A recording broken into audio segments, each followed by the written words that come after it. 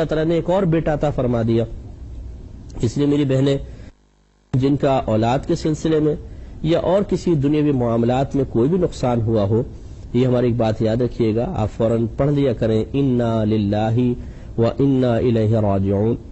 اس کا معنی ہوتا ہے کہ بے شک ہم تو اللہ ہی کی ملک ہیں، اللہ ہی ہمارا مالک ہے اور بے شک ہم اسی کی طرف لوٹنے والے ہیں.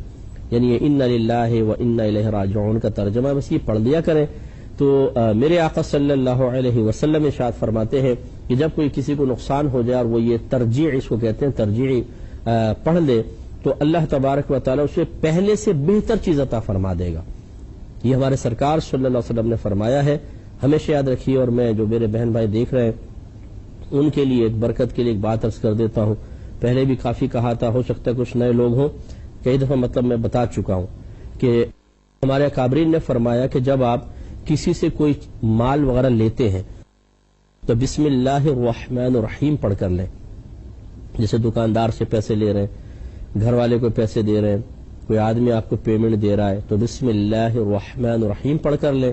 اور جب آپ کسی کو مال دیں، پیسہ دیں تو انا للہ و انا الیہ راجعون پڑھ لیں. بہت ہی بلند آواز سے نہیں پڑھیے گا اور سمجھے گا مجھ پہ پڑھ رہا ہے.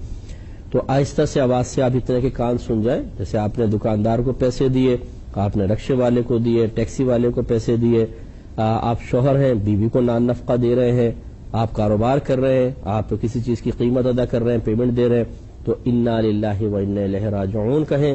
ہمارے اکابرین فرماتے ہیں کہ اللہ تعالیٰ اس کو کبھی بھی تنگ دستی میں مبتلا نہیں کرے گا، اس کی جیب ہمیشہ پیسوں سے بھری رہے گی.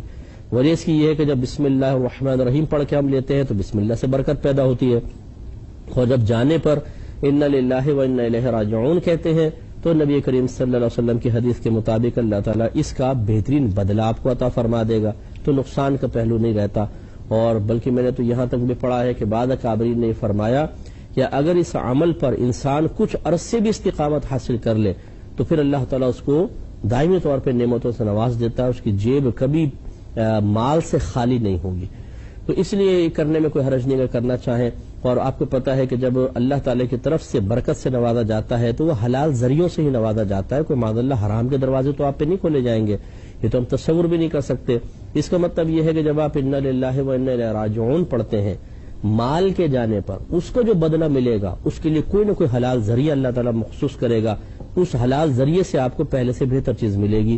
تو یہ بھی ایک بہت پیاری چیز ہے کہ حلال کے دروازے آپ پہ کھلیں گے، حلال میں اور زیادہ برکت پیدا ہوگی. اس لیے آپ اس کو کریں تو بہت بہتر ہے.